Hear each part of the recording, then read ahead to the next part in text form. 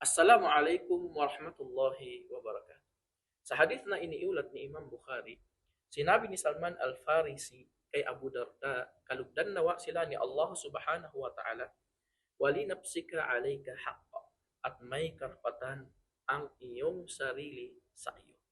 At mula sa mga karapatang espiritual ng ating sarili sa ating mga minamahal kong kapatid sa pananampalatayang Islam, ito ay ang pangangalaga nito mula sa lahat ng mga gawaing kasamaan o kasalanan na naghahatid sa Kanya tungo sa kaparusahan sa kabinang buhay.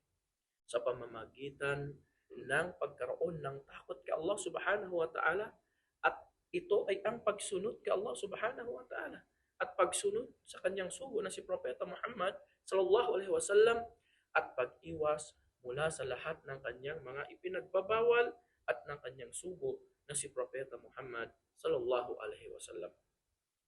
Kaya naman sinabi ni Allah subhanahu wa ta'ala, Ya ayyuhalladhina amanu qu anfusakum wa ahlikum nara.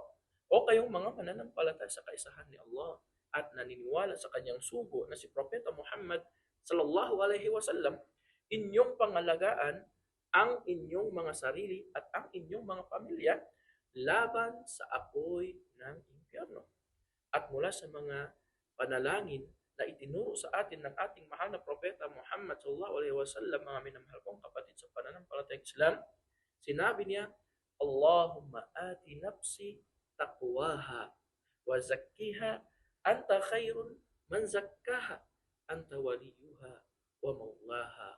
Allah, pagkalooban ninyo po ang aking sarili ng diwa ng pagkatakot, at dalisayin ninyo ito sapagkat ikaw ang pinakamahusay sa pagdadalisay nito. Ikaw ang tagapagbantay at tagapangalaga. Walhamdulillahi Rabbil Alamin. Assalamu alaikum warahmatullahi wabarakatuh.